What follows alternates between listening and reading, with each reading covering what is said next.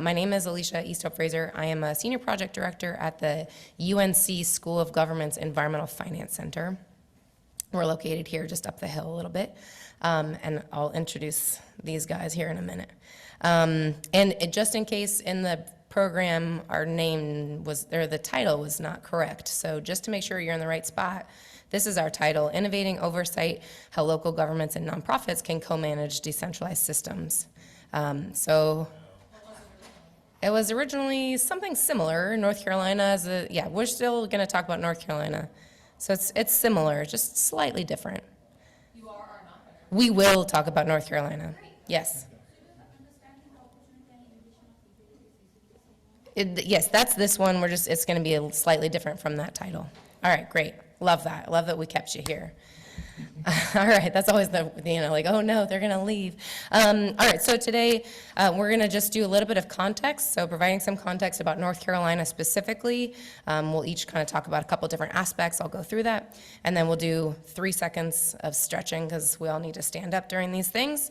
And then we're actually gonna put y'all to work. So the second half, we're gonna do some breakouts, some rotations, and have you guys report back. But you guys, we have a lot of brain power in this conference, in this room, and so I want to tap into that. So we're going to make you work for your spot here today. All right, a little bit about who we are. I'm going to talk about the Environmental Finance Center, and these level gentlemen will talk about the Division of Water Infrastructure in a minute. So the Environmental Finance Center, we're one of many national environmental finance centers. We are, however, focused exclusively here in North Carolina, and really our goal is to support water and wastewater utilities here in the state. We focus on financial sustainability, so a lot of our tools and our resources are about utility finance.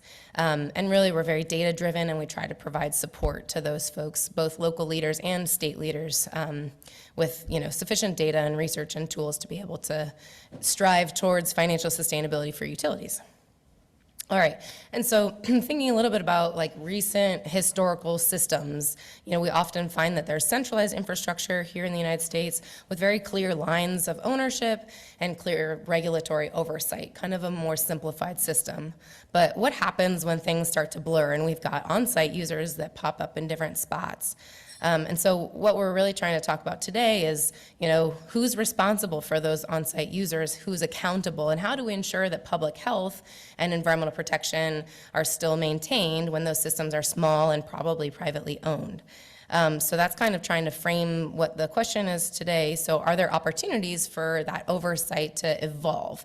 Are there opportunities for co-management, thinking about local governments pairing with nonprofits and partnerships to increase technical capacity, community trust, and have some shared accountability? So today we're gonna, as part of this providing context, we're gonna talk about historical funding that's happened here in North Carolina for on-site systems, new funding opportunities that are emerging. We're going to talk about some of the legal and institutional tools that enable engagement, and some of the constraints that they face also in that same space. And then we've got 2 videos from folks out in the field that can kind of speak to what those partnerships can look like. And then, like I said, we want your insight. So we're going to go ahead and get started just with historical funding. And Bob, when you start talking, maybe introduce yourself since I did not do that. Thank you. I guess I need to use the microphone. Yes, because online. Yeah. And can anyone tell?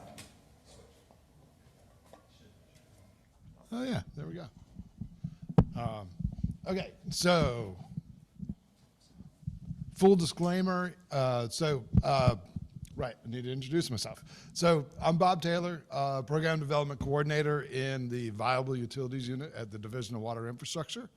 And I'm up here, I'm actually pinch hitting for, I think, a professional colleague of ours who provided this historical context for us. So I think to really highlight, like what Alicia was introducing to for us is we've got good examples of some funded projects that were watershed based, kind of looking at water quality issues as a way of addressing individual on-site systems. And so they were funded through the 319 program, and which is EPA funded, but it's actually through the division, the North Carolina Division of Water Resources is who you work through. They administer that program. So these are some success stories of septic repair programs that, again, were watershed based. And I think it's interesting, Alicia, if you jump to the Yep. next one, I think. The way, yeah. So this is something of a legacy of the wastewater discharge elimination program that was funded 30-ish years ago, I think, initially. Yeah, 97, yeah. And you know, what we know about it is that it was really an effort to look at water quality, you know, again, at that watershed basis. But when they, basically it was to make funds available, make resources available for where they found straight pipe discharge of on-site systems. And we knew that it took a little while, at least based on conversations we've had of folks like who were practitioners who were part of that program. It took a little while, like for it to catch on, that this wasn't a program to penalize people. It was a program to get resources, like, you know, where they were needed to address those on-site needs. But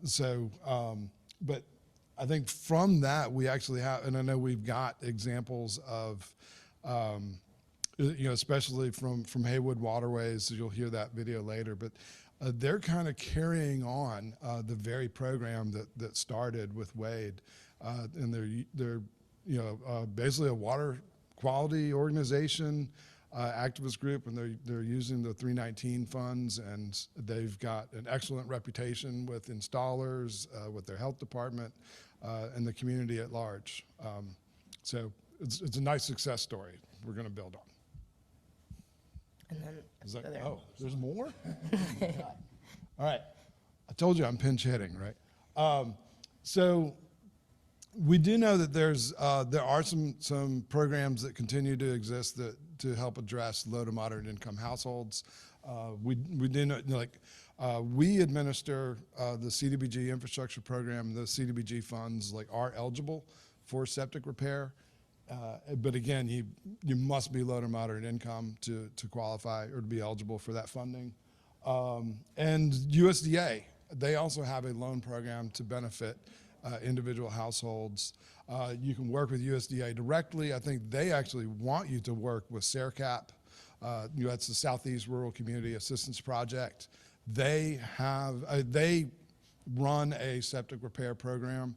I'm not 100% sure about the qualifications. I think that they have, like, income-based qualification.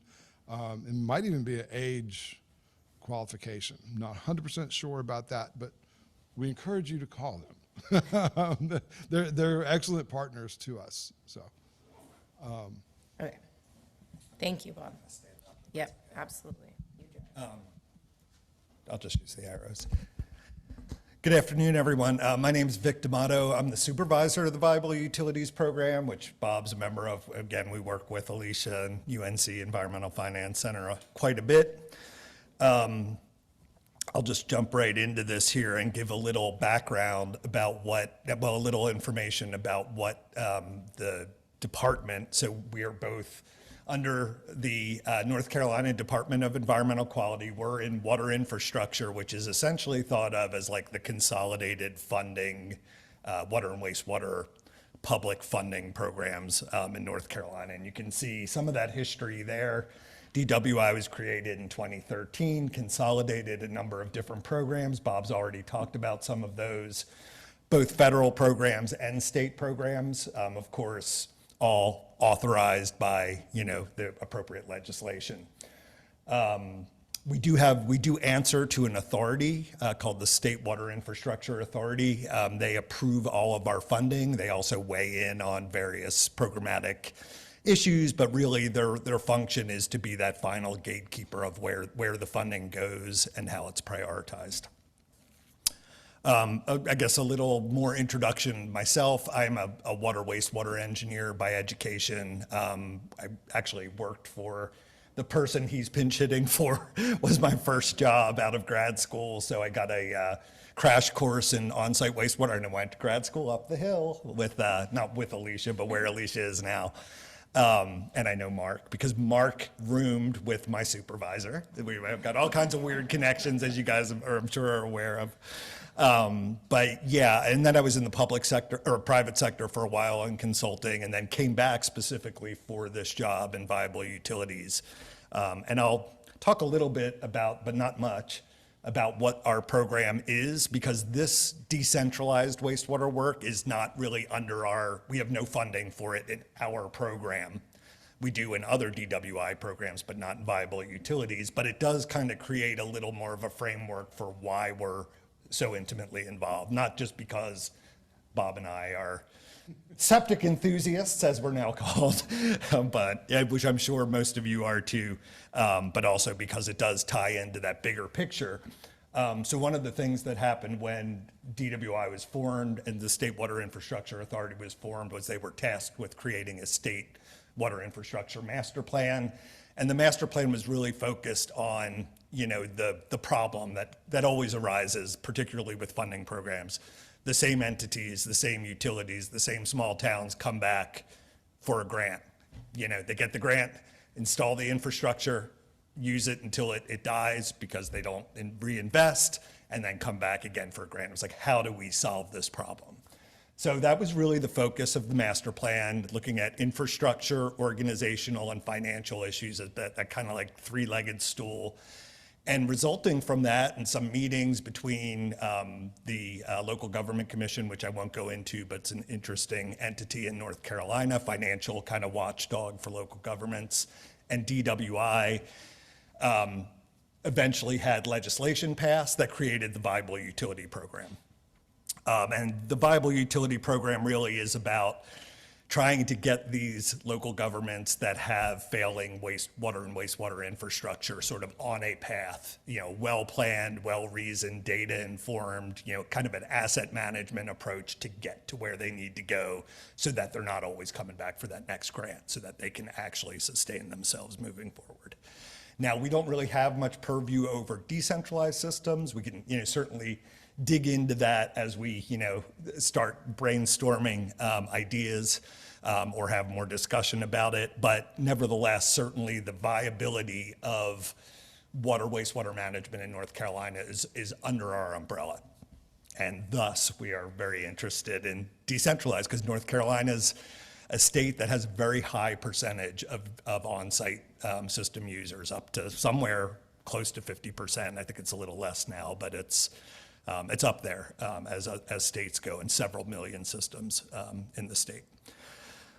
So one of the keys, that we espouse both in our day-to-day jobs, but certainly kind of forms the context for this discussion, is partnerships. Talked about, UNC, EFC, fundamental partner. Bob mentioned CERCAP. They're listed here. Rural Water's big in North Carolina, so we work with them a lot. And there's, we kind of use this network of different resources, and there's a lot that aren't even listed here. Academic partners, for example, we didn't list all the COGs. If you guys don't know what a COG is, it's a council of government. So the state is split up into 13 or 14 COG regions, and they kind of coordinate planning and other initiatives with those counties in their region. So there's a lot more that could be on this list, but partnerships and networking and working with nonprofits of various kinds is part of what we do on a daily basis, trying to match up these struggling local governments with the resources they need, and that can help move them forward. So with that kind of brief introduction, talk a little bit about what we're doing now in DWI. Again, not viable utilities per se, but DWI in terms of funding opportunities for decentralized systems. We have our established programs, like the Clean Water SRF can definitely fund decentralized systems, but every state has different priorities and different priority rating system, and the way ours has kind of built up, it's focused more on helping those smaller centralized systems. So it's hard to score high enough because there just hasn't been that demand, and without that roadmap to sort of get to funding decentralized systems through that program. It's kind of languished. But I'll talk about, well, I have it on this slide. We have a new, well, relatively new, it's been in the works for quite a while, but a septic funding pilot project where we basically capitalize a local government.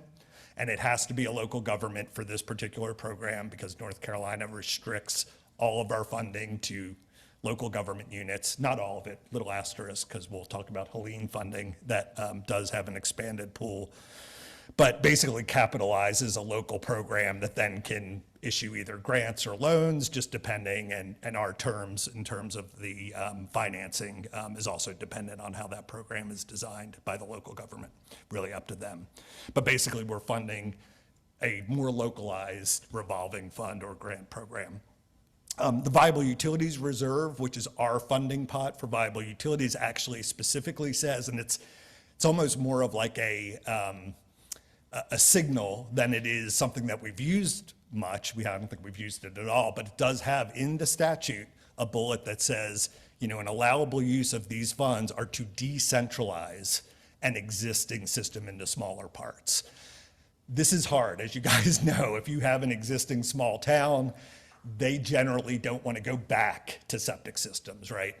So, but it's really a great recognition by the state, by the legislature, by the powers that be, that decentralized approaches are important. And SWIA, our authority, also agrees. So we're doing a lot more in those lines.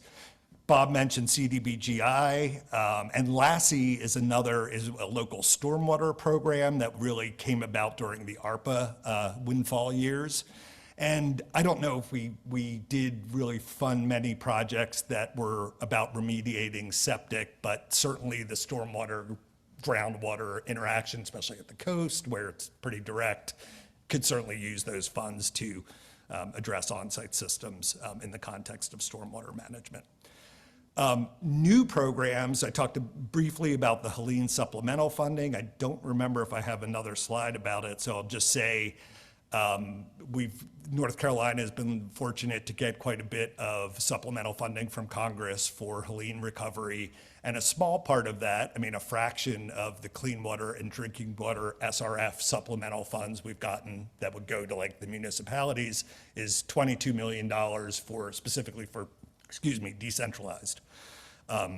We'll probably talk a little bit more about, we're prioritizing that for systems that are for programs that really go out and look for failing systems, as opposed to the utility who has a neighborhood way out here that they could run a line to and probably use up all $22 million in one shot. That's not the best bang for the buck. We're trying to get the money out to homeowners, people who are not in that position where they have another alternative, particularly considering some of the damage with the storm.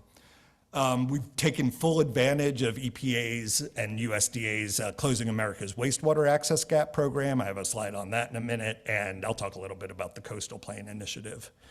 I do want to highlight, like, the town of Nags Head is a great example of, like what Bob was saying, kind of a local government that had their own program. They're probably one of the most progressive units of government in the state in terms of addressing decentralized wastewater. This is at the Outer Banks. You guys may know where Hyde County is, or Dare County, which is where Nags Head is, but it's all on-site systems. Basically, the whole Outer Banks are. So they've had sort of a multifaceted septic health initiative program for several years. They were also the first applicant and the first awardee for the pilot program that I mentioned to fund local programs. So they're using some of the supplemental funds from DWI to capitalize their program and build it out a little more, particularly as it relates to the funding part to individual homeowners.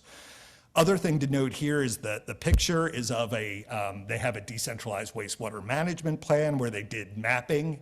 The mapping looks at the location of systems, particularly relative to the risks. And the big risk, the big driver here is groundwater level. And I'll talk about that in the next slide. And that kind of led into, Nags Head's kind of doing their thing. They're way far advanced compared to, most communities in eastern North Carolina, particularly when you get off the beach. A lot of eastern North Carolina is not as resource rich as the Outer Banks. So we're really trying to work and build a team that's really trying to address and raise awareness of this problem that's been emerging and is not really on people's radar as much as it needs to be, which is we've got these septic systems that rely on in-ground treatment that also depends on having some separation distance between where the wastewater is being applied and the groundwater. You can see that this is a very scary diagram that came from ECU, but what it shows essentially is that at the Outer Banks, groundwater level is rising faster than sea level. And part of the reason is that, all the water is kind of sucked up in well fields, more distant well fields. So you're actually kind of over applying water, moving water from those well fields because it's all public water, but on-site wastewater. So there's kind of a multitude of things happening. There could also be some subsidence. So we're really trying to raise that profile and come up with solutions. Ultimately, solutions kind of come down to management. I mentioned closing America's wastewater access gap, almost. And we've taken full advantage of that program. If you don't know about it, definitely look into it, especially if you're in the US and can take advantage of it in your communities. But the last little bullet under the phase 2 is looking, we've really tried to push the concept of doing the mapping of, and you can, as you guys know, multiple facets can be brought into a GIS analysis, socioeconomic information, disaster climate risk, existing system conditions, if you know that information, like from the health department, and all that parcel level data. So we're really trying to push that and have some support to do that. Hurricane Helene, I kind of mentioned this already. I forgot I had the dedicated slide in here. The big point to make here, you can read the details. The big point to make here is that as part of the implementation, I think the legislature actually had to go back after DEQ provided some comments on the legislation that passed and expanded the eligibility of the recipients. Like I said before, most of our funding goes to an eligible local government unit. County, municipality, could be like a sewer authority. There's some, quasi-governmental units in there, but not like nonprofits or CFDIs or CDFIs. I always get that wrong. The legislation was amended to allow nonprofits and CDFIs to actually be recipients of the funding. That's a big deal, and that really provides a lot of the context for what we're going to talk to today and what some of the recorded presenters will talk about. So I just want to kind of close with these two slides. This shouldn't be, novel to anyone, but when we talk about management, it's like, what is management? Is it, replacing pumps? No, it's everything, right? It's everything. From the start of the process or the system to the end. And again, those infrastructure, organizational, and financial considerations. So trying to find, North Carolina doesn't have a lot of good examples. Bob provided some examples of funding. I provided some examples of funding. But when we look at like regionally or even locally professionally managed on-site systems or clusters or areas of on-site systems, North Carolina doesn't have a whole lot. Some of it is because of our legal context, but that's what we're really trying to figure out. How do we engage those resource partners we can engage to really up the game as it relates to the sustainability of on-site systems? So what's next? Mentioned the pilot program. Certainly, I know we've got at least one other application in, and there's multiple in the works, so that's great. Continuing to use this Clean Water SRF to fund Decentralized. Leveraging our technical assistance to really build up some of those local partnerships. All of those KWAG projects have multiple partners: private sector, public sector, nonprofit, government, et cetera. Yeah, and certainly looking for innovative solutions. I tend to think not of things in terms of technology, but more in that bigger picture of, okay, technology is one piece, we can solve that, but what about everything else? I see a nodding head. And then, yeah, what are those models? What models work for North Carolina? I think we have the knowledge to make progress there, but we would love for you guys to provide some ideas for us. So I'll turn it over to Alicia. Thanks, Vic. Sorry, of course I lost my voice today.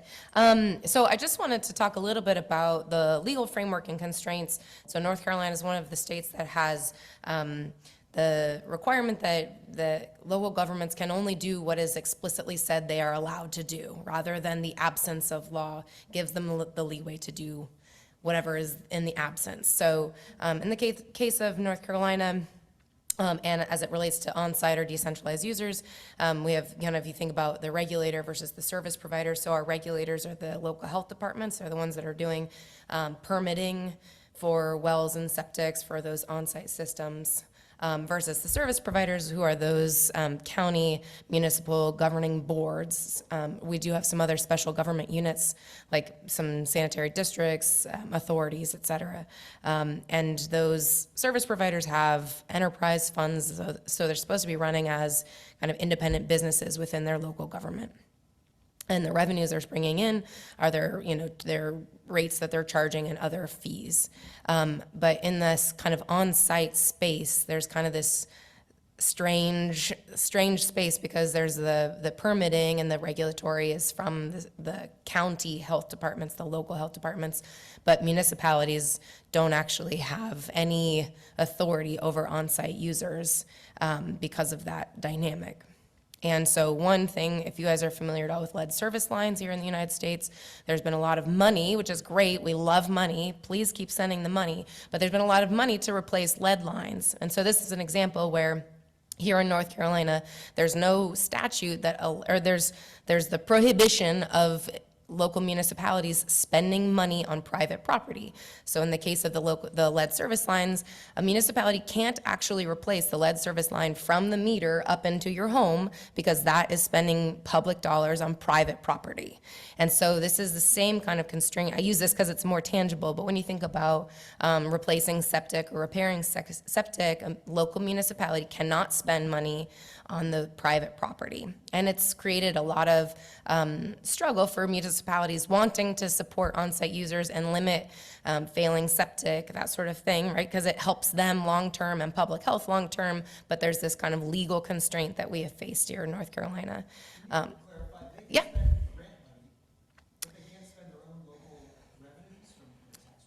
Yeah, it gets a little tricky, and every time I talk about this. They listed a bunch of programs where money was spent, federal money was spent. Yes. Right? Yes. So can you clarify? Isn't that right? All the Western North Carolina stuff, it's federal money being spent for septic, both post-Helene and the old 1997.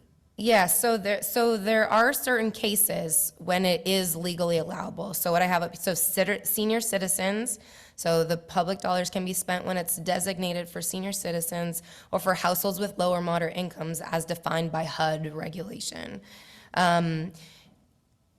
Not all money, close your ears, not all money that is provided by the division is necessarily, when they're reviewing applications, they're not reviewing it for the legal authority. So a municipality might apply for it under their own pretense that if it's available, then it can be used for this purpose, but they're not evaluating it.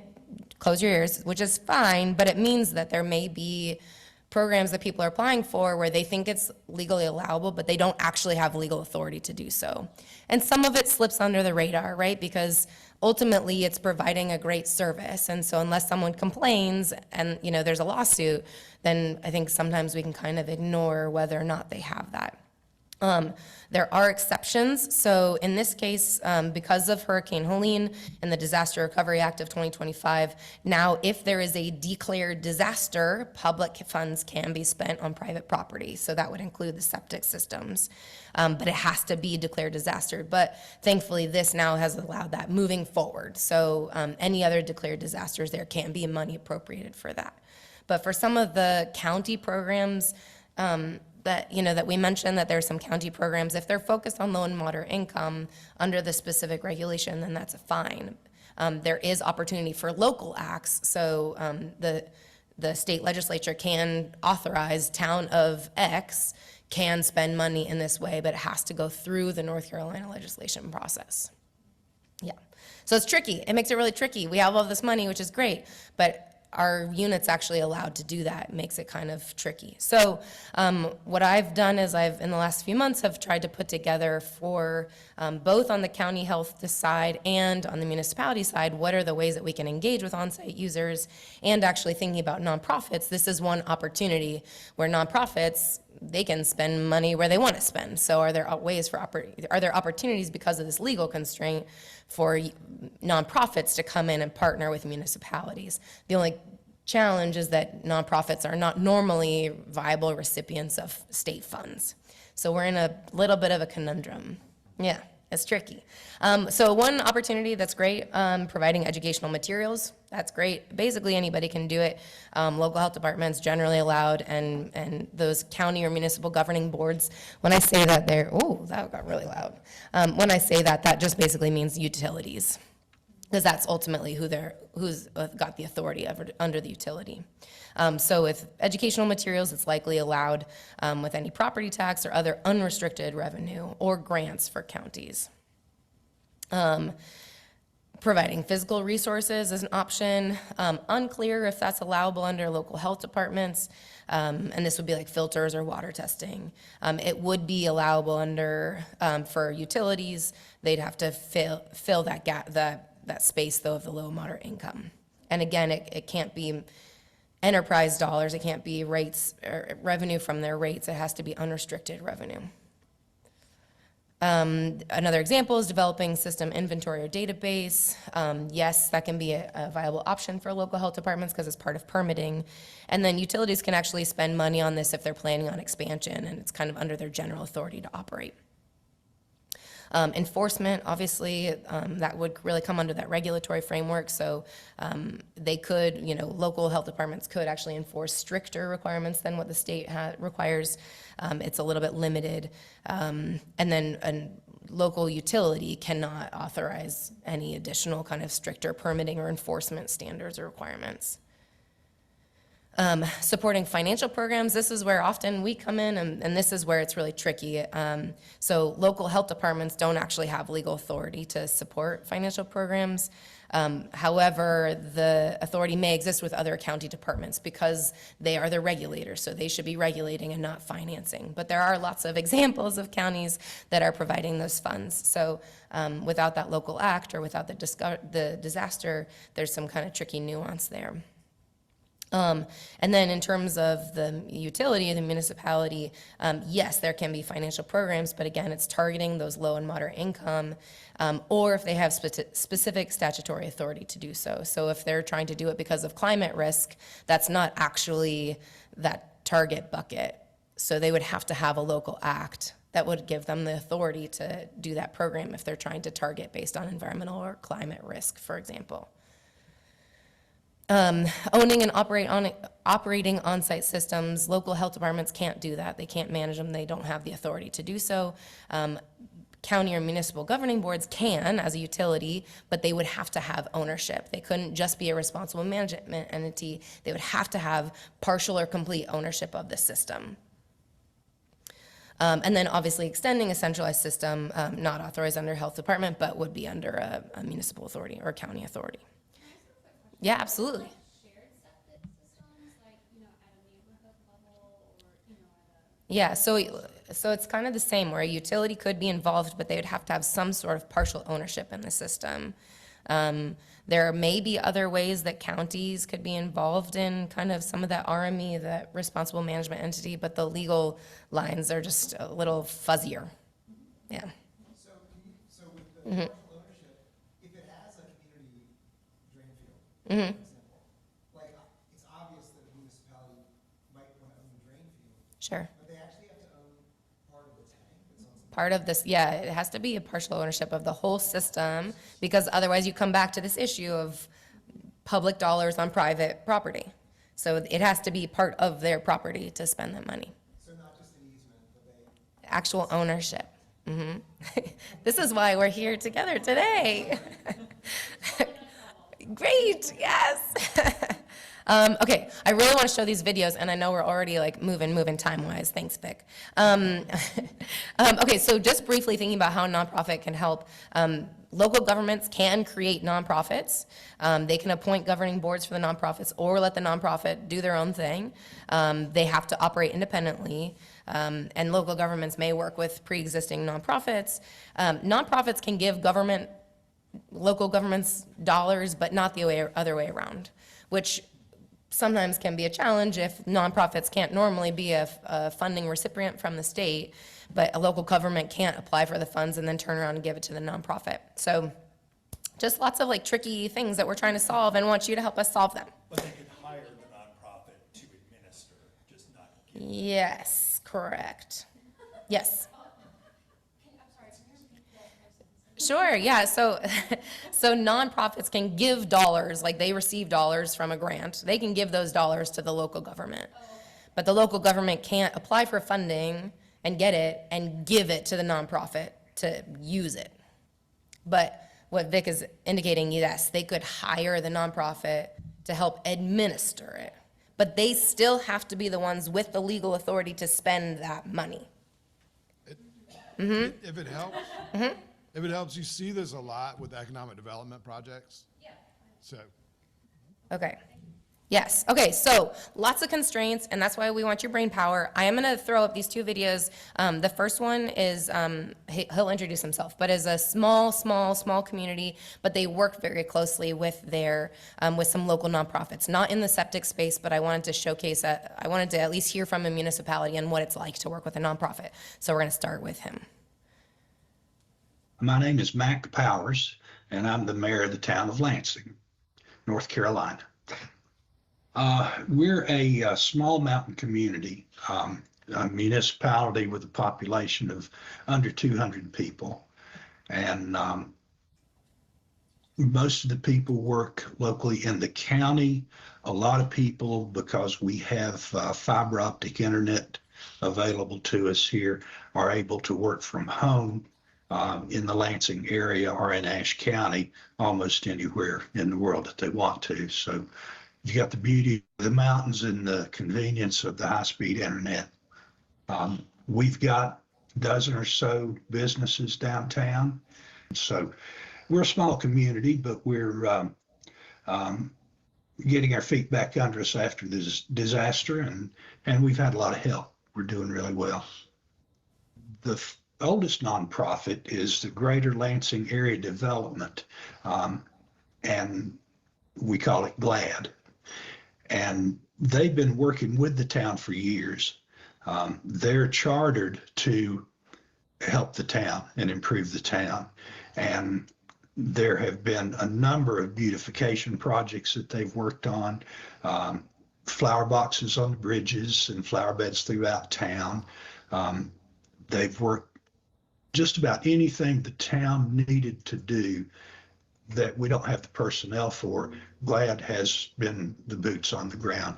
They've raised a lot of money over the years, and especially over the past 2 years.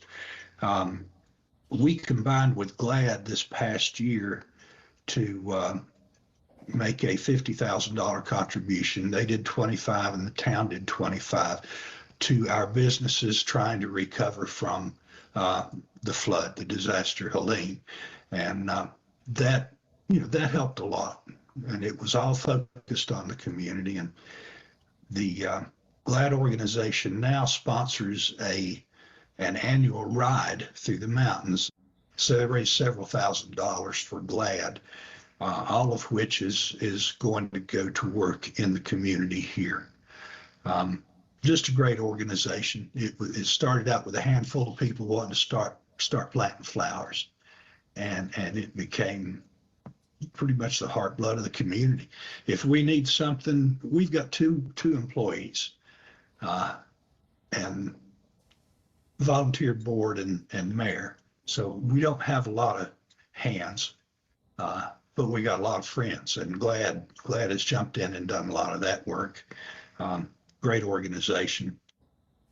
The Lansing Alliance is a relatively new nonprofit that it's chartered to do the same sort of thing as GLAD, but focusing on reaching out toward grant opportunities, providing expertise that we don't have available to us in our town hall, our town office, and just an amazingly talented, brilliant bunch of people who have stepped in and say, we want to help make the future better for the town of Lansing. They've found a lot of grant money already. There's been, for us, it's a lot of grant money, $25,000 or $30,000 when your total budget's 200,000. Well, you're looking at 10% of your budget being raised by a nonprofit and put to use within the town.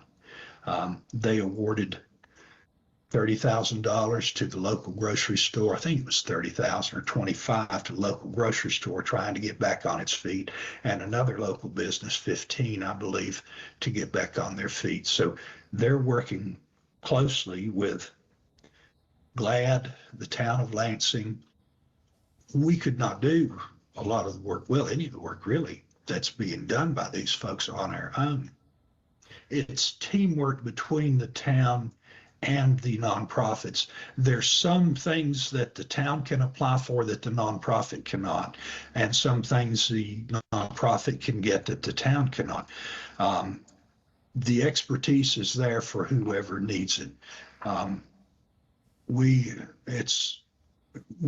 are things that we know we need, and we mention this to the people that are in these organizations. They're usually already aware of it, and they've usually started working on trying to accomplish the goal.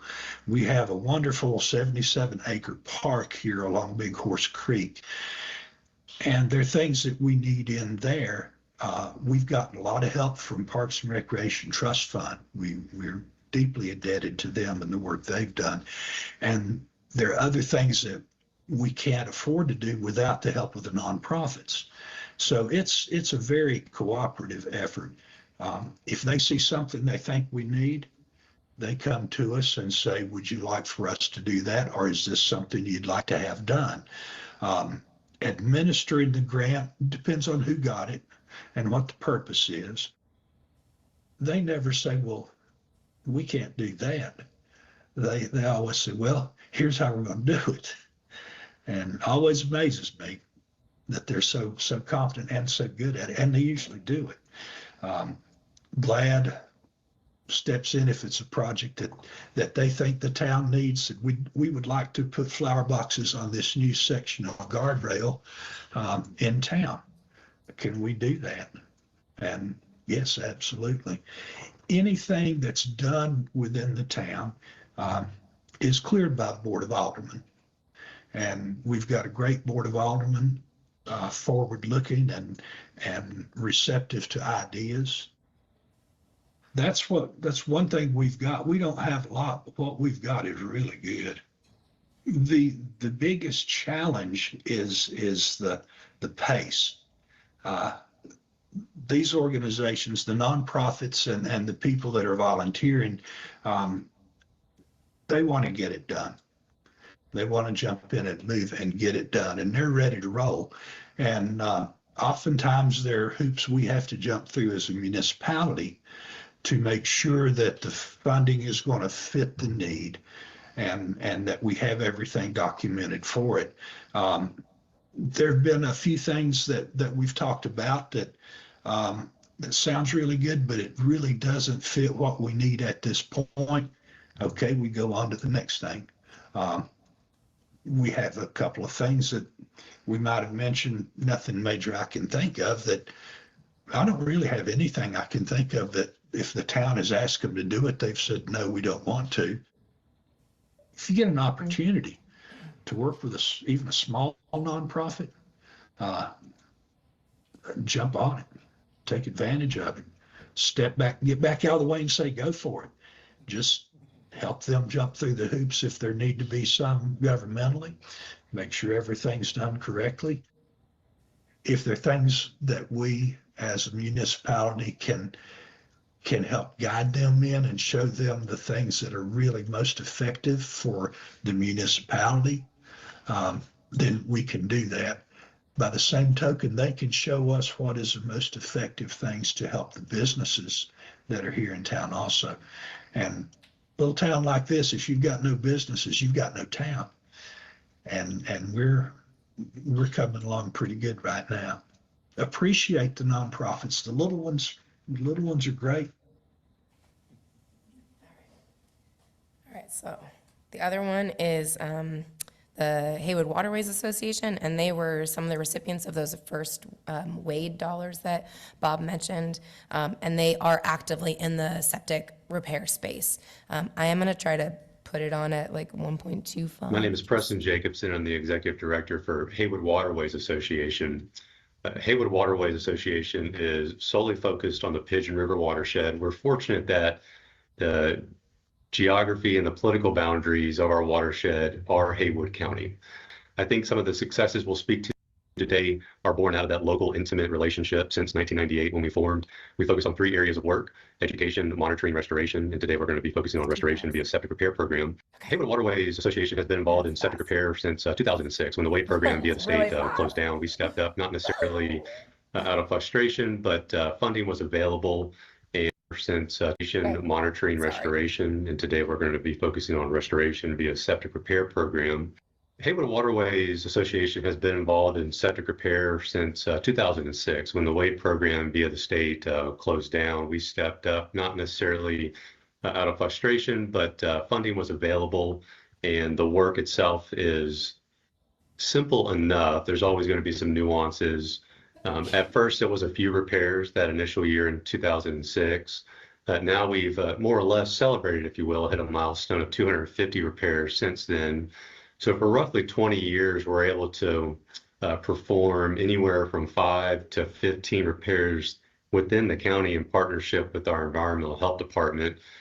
Funding for this program comes from various foundations, state grants, and now a few federal. We're excited with what DEQ and others are doing with this Helene Fund to see if there's any opportunities to expand, solidify, and or perhaps sustain the work that us and our partners are doing throughout the region. So what drives Haywood Waterways Association to do the septic repair program, I think, is water quality in particular, the number one answer. For every repair that we do and or fix a leaking system, we're removing 350 gallons a day from that effluent entering our waterways.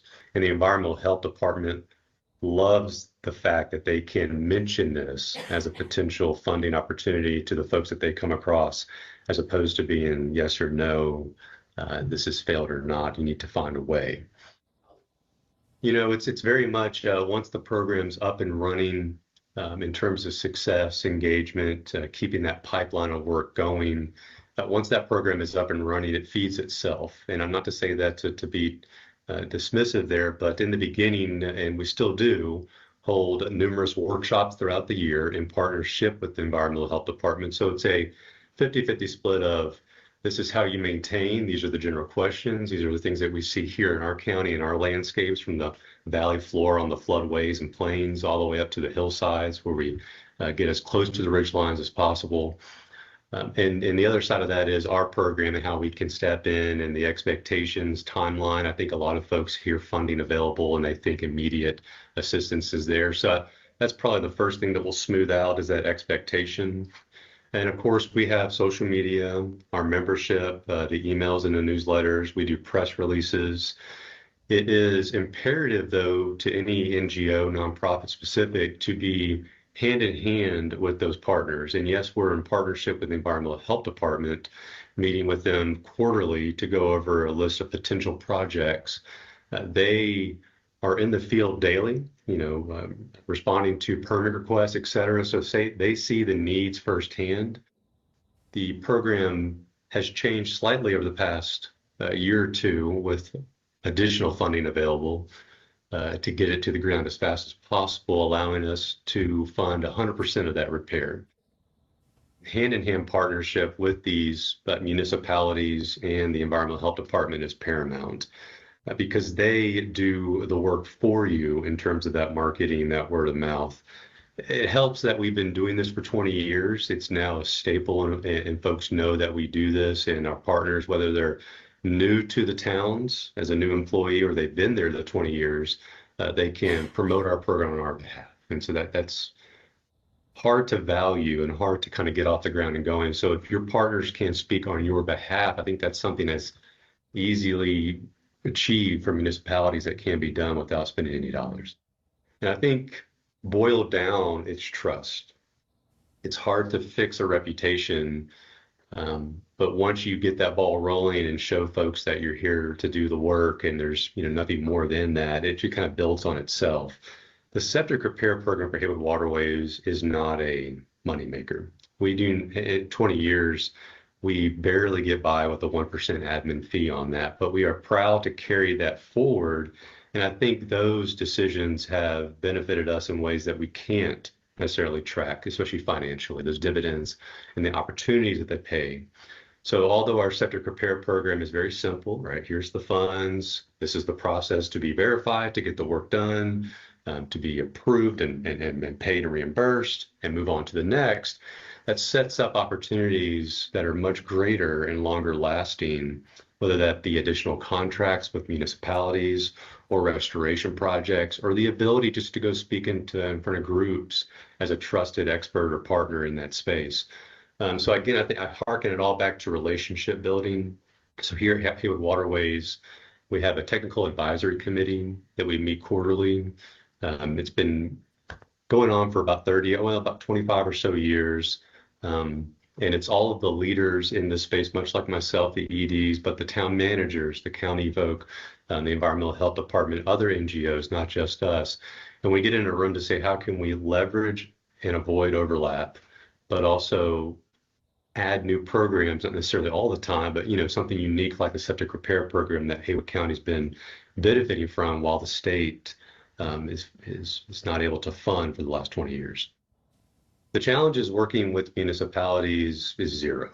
I mean, there have been zero friction, and you need to understand it as an NGO working alongside any partner, whether it be another NGO or a municipality itself. You are asking for that opportunity. There is nothing regulating them, demanding them to work with you. If they have a soft spot in their heart, they may desire. We have had instances where county attorneys were fed up with evicting people based on something as simple as living conditions for septic repair failures. We stepped in and provided those opportunities. So it harkens back, I think, to the individual. If they have a problem, it's on us to work around that, and we do find that solution. Again, if you come as an NGO in particular to the table asking for an opportunity, or your hat in hand in that moment, it's your job to make their job easier and not to add more work. That would undermine the relationship. It would undermine the program. It does not create sustainable, long-lasting relationships, not necessarily financially, but again, you don't want to be that extra four-letter word partner to your municipality. You want to expand, lessen their stress, and maybe ease that burden, or perhaps in our case, bring in more dollars to the projects that they're already doing. Yeah, we highly encourage other NGOs to look at what we've done here. We're not unique. There's no reinventing of the wheel. Our playbook, if you will, is quite simple, very simple compared to other grants that we manage. And I know other NGOs can empathize with that. And I think, again, what that does is it creates that relationship layer and or level up that you're looking for with your partners, especially if you're an NGO that might be stretched across multiple jurisdictions and counties where economic and cultural differences lie. People's desires and or stressors are different, right, from town to town, but let alone county and watersheds nearby. So what we've done with this is simply partner with the environmental health department to find opportunities. We bring in the funding. They handle most of the work. I think on our end, it's more or less paperwork, if you will. We have some site visits, but there's very little field work required. Again, another reason to get out there and do it. Capacity shouldn't be an excuse. If it is, we would encourage folks to look at funding through that payroll and or wage support. There are some programs like DEQ that are offering that. We want that ownership mentality to kick in. Doing that sometimes requires that hand-in-hand train-the-trainer approach, and we understand that. The rub will be, I think, for NGOs to own this, knowing that region-wide healing will take many years. We're seeing burnout from that, lack of funding across the board in government space, whether it be local to disaster moments like this, but also the changing workforce, right? As we have a retiring workforce and a younger workforce coming up, how do we make sure that we capture the septic repair program in that work as opposed to tacking it on to a traditional role that hasn't done this for 20 odd years, or at least participated in some fringe way. From what I've seen at these meetings across the room with DEQ and others, there's a huge desire to do this internally within their own health department, but there's also a need for capacity and support. But what we are encouraged by is the desire, and I think any support from NGOs could really bridge that gap over the years for the local jurisdictions to own this outright. We'd love for Haywood County to own this, but they're happy for us to do the work. We've experienced 3 record-setting events, one after the next, from Francis and Ivan in 2004, Fred in 21, and Helene in 24. After Fred, leadership here in Haywood County at the town level and the county stepped up to say we need more resiliency. So a flood risk reduction plan was born out of that effort, which led to many projects. Speaking to the decentralized septic repair program, we saw the opportunity and need to perhaps do some connections amongst systems, and that is still being pursued. The individual repair program that we run has continued to be supported. There's no desire from leadership necessarily to advocate for more. We do that on their behalf. But that has led to a lot of resiliency through the Clyde, through Crusoe corridor. You know, internally, I guess behind the scenes, Haywood Waterways Association performs all of the application writing, the management, the reporting, the follow-ups, the payment, the reimbursement, et cetera. Again, this gets back to the relationship and how we build that relationship, and that we have an idea. We want to, make an impact positively for water quality and our citizens here in Haywood County, but the means and mechanism means more work for our partners. So that's why we take all that on, because we don't want our partners taking that on for us to our benefit. So I think that's, the main reason, but also it's not very complicated. This is very doable. If you have written any grant as a nonprofit, it's just any other grant. So we are, focused on alleviating that workflow and/or making sure it's as turnkey, if we can, as possible to our partners. No, as a taxpayer of North Carolina, I'm quite proud that we are able to bring our state dollars down to the local level and help those that are in need.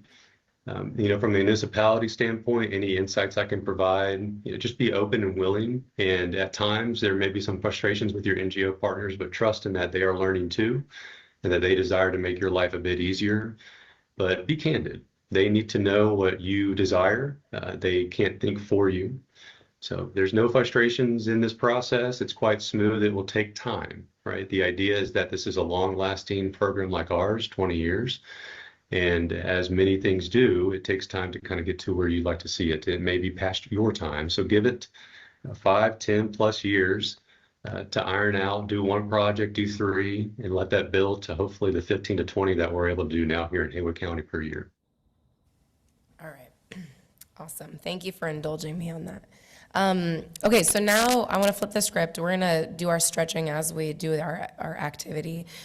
We've laid out, obviously, Preston says it's really simple. It's not complicated, which I think is really lovely.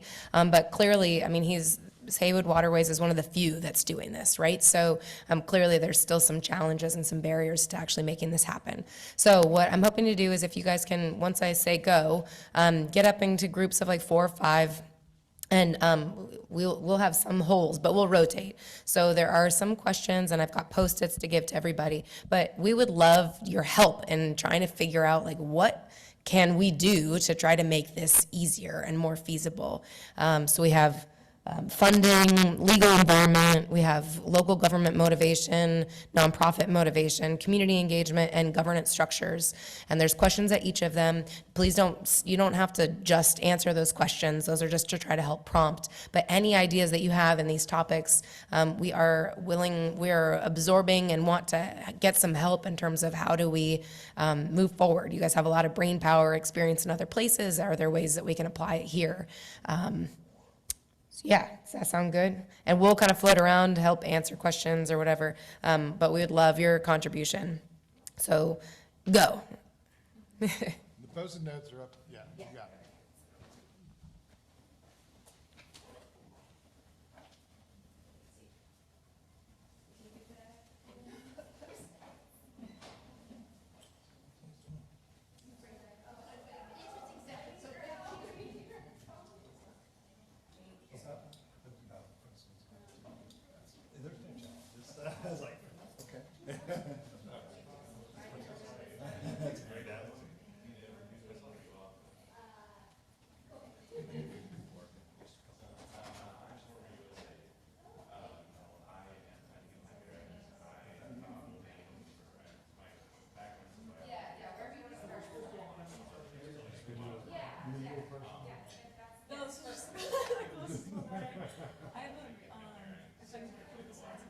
Oh, yeah.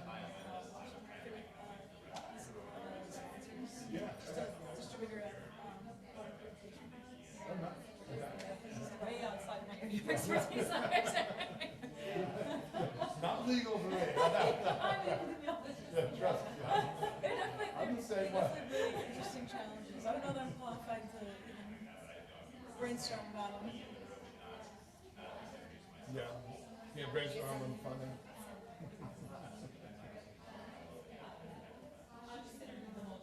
Well, like, how would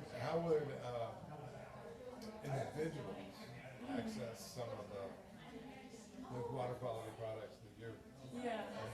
Well, so like when there are like economic or financial barriers, especially for the communities, we've worked through like microfinance institutions, especially in Kenya. And I've thought about like how I attended a session the first day on like a similar problem, but like wastewater management in Alabama's Black Belt.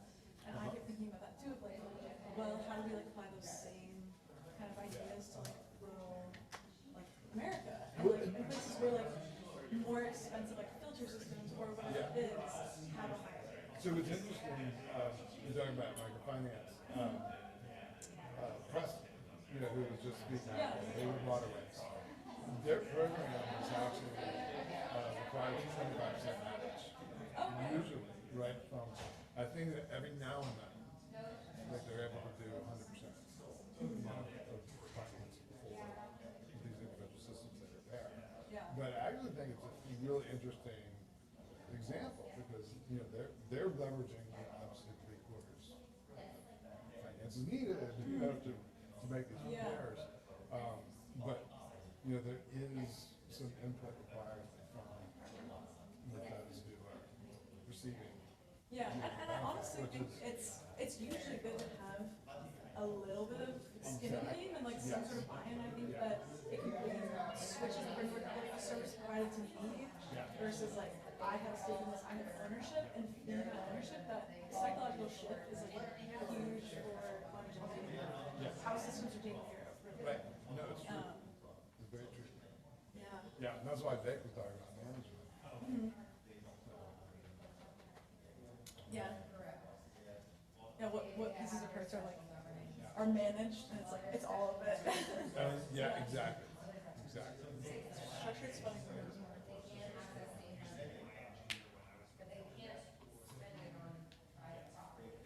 Do you need a pen? Oh, I've got like 100 in my bag. Okay, perfect.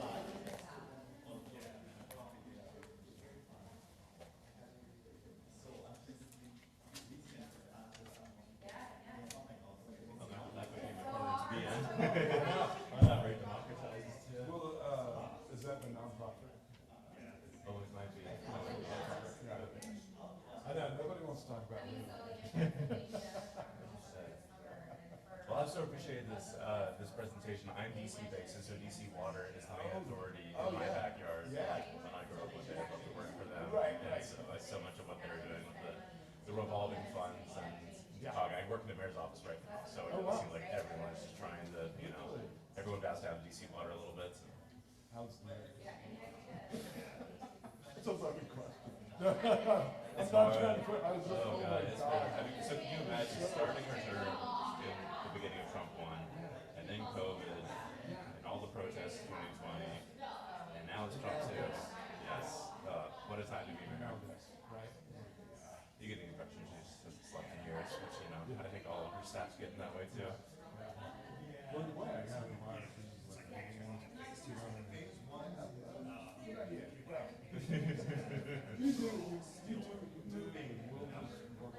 I do think it's a high wire act trying to figure out how to do the local and the federal thing, which is certainly what y'all are speaking to here, just navigating the layer of bureaucracy across the Gulf Coast. So I might have missed at the beginning and cut out the ring in the middle. Your background here is So I'm at federal the work. state. Okay. Yeah, so we're with the Division of Infrastructure. So we use the funds that come in, so mostly EPA funds, the state revolving funds from EPA, and also we administer block grants, that which the state gets, that they dedicate for water, sewer, infrastructure.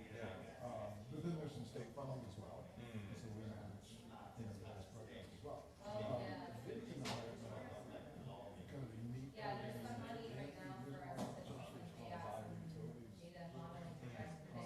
in which we're working with basically those public utilities that are struggling.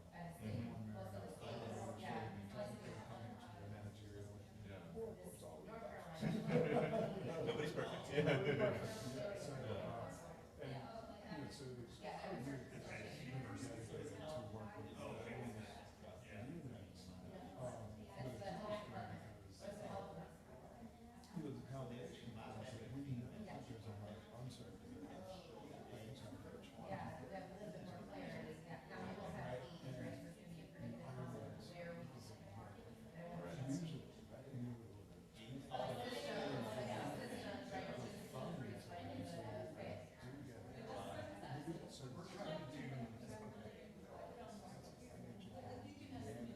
Private utility wants to touch that, Don't touch it.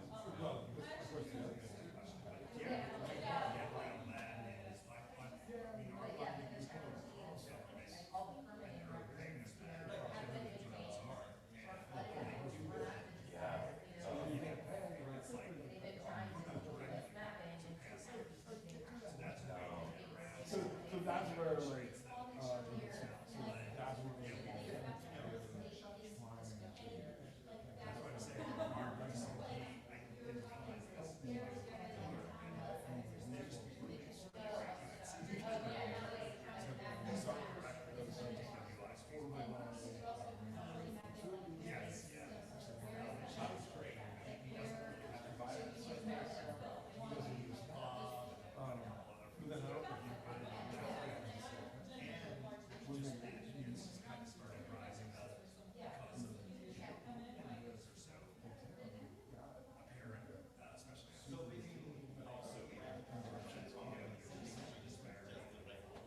Full slug, literally, yeah.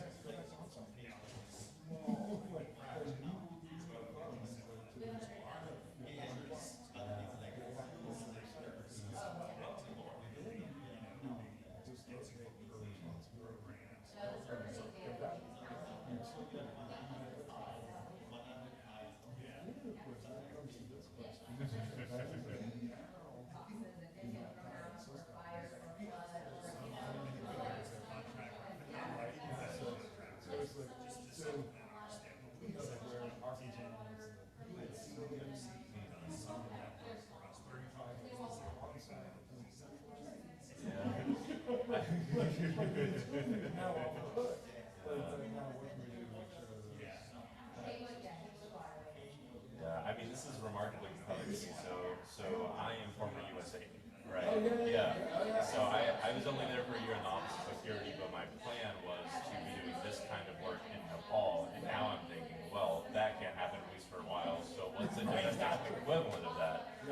there's a lot of overlap there because the reading that I was doing, after living in Nepal on a fellowship for a little bit, is very much, how do you intervene between all these entities and all these players and partners, and everyone wants the same thing, clean water and availability, and it's just as pertinent an issue here. So I'm very much coming to this conference like, let me find the right either graduate degree or consultancy or whatever to join in order to get back on that path. I imagine there are a lot of or USA folks and that folks you probably bumped into. So, I know we, it was interesting,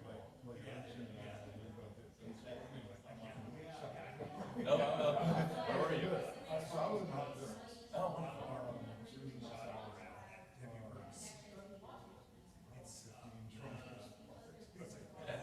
Yeah, but, yeah, that's kind of basically all the state has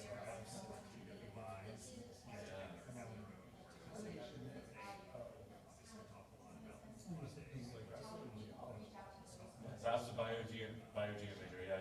That's a lot of it, yeah. Yeah, I love it too, but obviously, I love the social sciences, right? I have to call myself an amateur sociologist, right? Yeah. Particles collide, personalities interact, Yeah.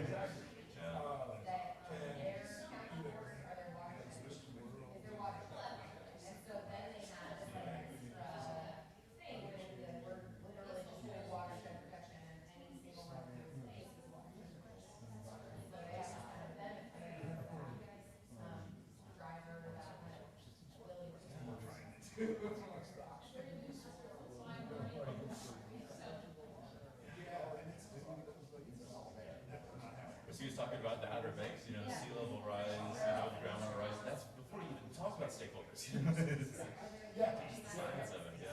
So much. Such a rich space. But it just seems like anywhere you turn, there's a way to plug in as a part of your fight, the good fight in the water space. It's a big part of my pivot, So you study, what was your path then into local government here? How did that happen?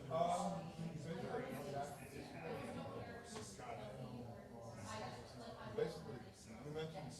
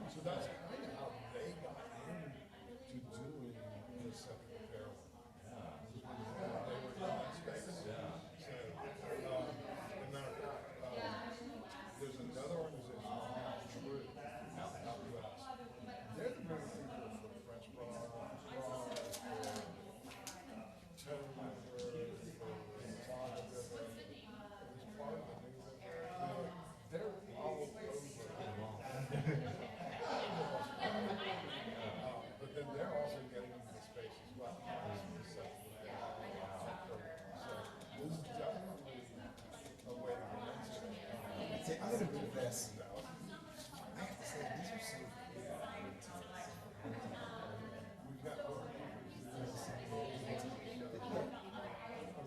oh, cool. That's great.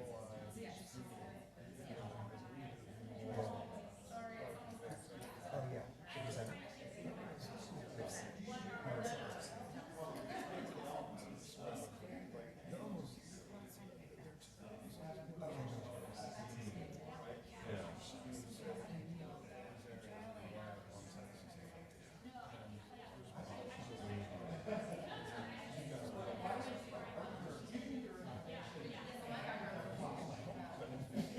I mean, I was shocked. I mean, it's like, I get it, you're advocating for the water quality, but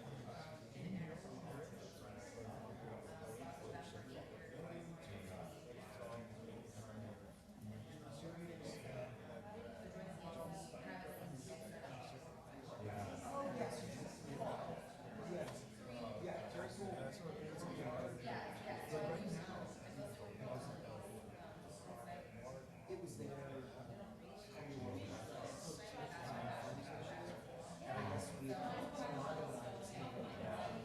I was shocked how litigious the river keepers were. They were suing the EPA all the time, and local municipalities, you know, coal ash leakers. I was like, they were not shy about that at all. They were advocating. But sometimes like you hear from EPA insights, you're like, well, we need someone who's capable. But I'm sure not everyone feels that way. that's You know? right, Yeah. that's right. So she was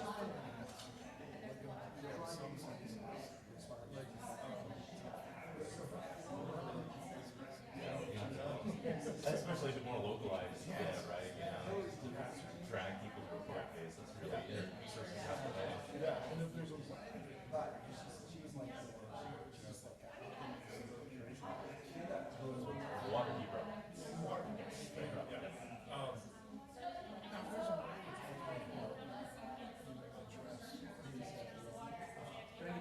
yeah, she just kept getting beat so much that she's not, but she used to be in the district too. She called me up. It took a really, I think a really tough. you know what I mean? Like, That's a good thing. It only was.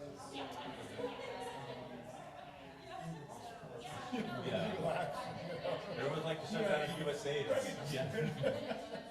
It's like with the shutdown, like the employment lawyers, they were throwing sand in the gears to slow that whole process down. But if you're just taking people to court who are ultimately still advocating for clean water, that's, you know, right. You gotta fight right there. And so you think it's kind of like a sit in the ranks of state governments, like, you know, just straight, when the bachelors are there, like, no, you need a PhD to go do your thing. Or take a class here and there. Are they generous in helping you get where you want to go? Or, okay. Like, I think she was like,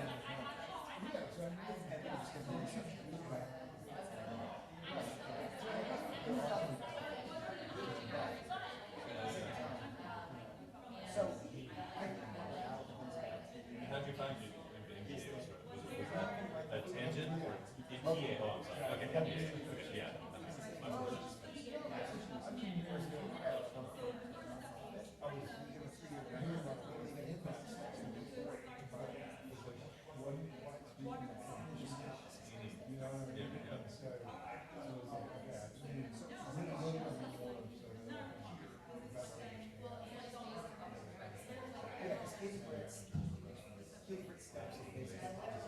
Just being around the mayor's office, I was like, wow, the whole lexicon of planning is just so outside my vocabulary, you know? Yeah.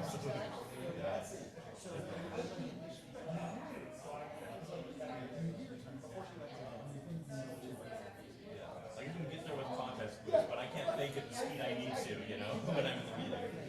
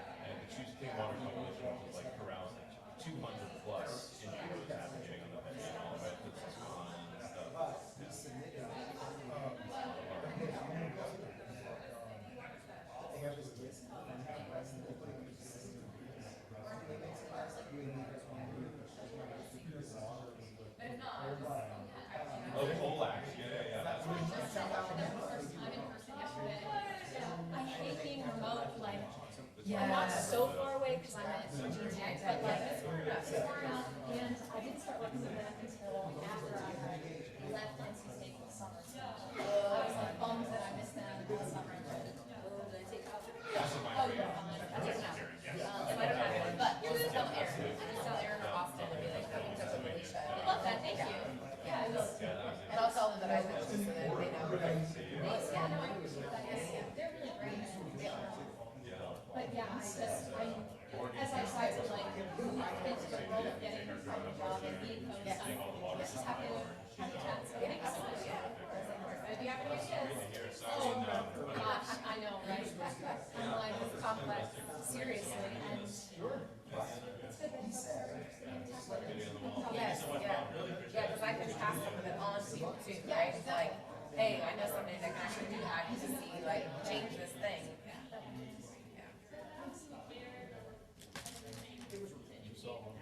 Did we, yes, I think we solved everything.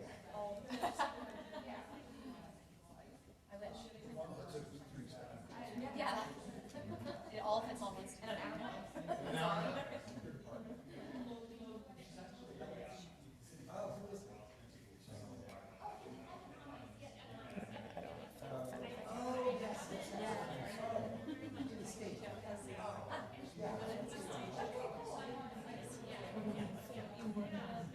Yes. I know, I was like, oh, anything that we want to do is any specific example. So I'm an environmental researcher. We have to circulate it. Actually, no, this is actually what my background is. I went back to school to get my master's program, and I kind of started that. But this is where I started, was introductions to subject systems currently. So it's kind of my back interest in this. It's how my career started. I love very interesting. I love the decentralized system. Yeah, exactly. I was doing this for 3.5 years. And, you know, I know obviously it's not one of the counties that's low resource, but you still see a lot of the issues that they're Yeah, my work's all been in like private wells, and so I was density of private wells is in like northern Virginia and those like more wealthy counties. And more problems or equal amount of problems to those like super rural systems too. So yeah, I'm with you on that. and just little motivation. Well, they all want financial help too. Exactly. Like just because you have money doesn't mean that you have septic money. Yeah, exactly. Right. Nobody wants to buy a new septic or pump it or whatever. Buy a new well, and they don't see it. Right. Well, if it's not failing upwards, like no one's thinking much about it. You know, like failing downwards repairs. Exactly. I mean, you will be when you're drinking E. coli. But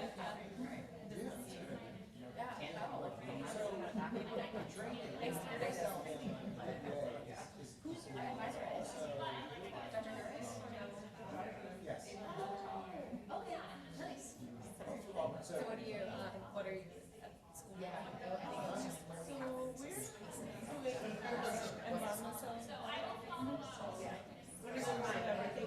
For sure. Wait, nonprofits can apply, or can't apply, but they can do whatever. But municipalities can apply, but can't do whatever. I'm like, yeah, I know.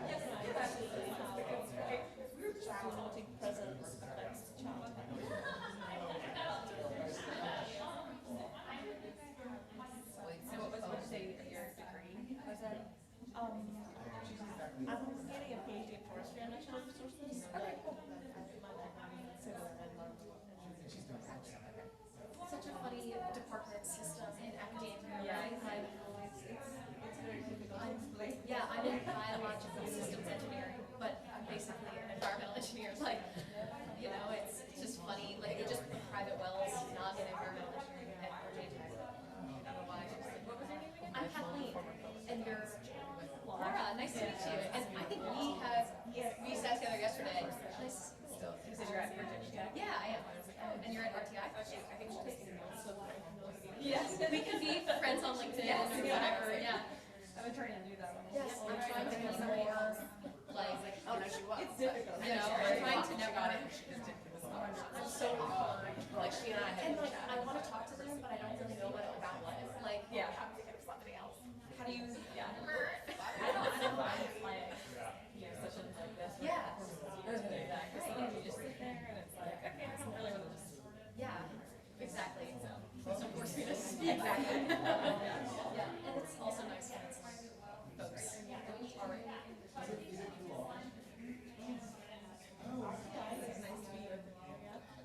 I was thinking the same thing. Yeah. It's a great company to work for. I love it. Yeah, how I've been long- around 2.5 years, so I got it right out of master public health program. How long, so you've been there? 2.5, okay. And you like it? What do you work on there? Yeah, so I'm an environmental research scientist there, and most of my research is around environmental. That's what like my PhD's in, definitely, yeah. That's So awesome. most of the work that I'm doing right now is on lead and water. Cool, yeah. Fitting. Yeah, very fitting. Very Timely. Yeah, exactly, because that's where the funding is. Exactly, lead copper. Yes, exactly. But definitely, like, wanting to go into like the PFAS and Yeah. water space too. Cool. That's what I did my PhD on, was PFAS and private wells. So it's a cool world. But there's PFAS. Yeah.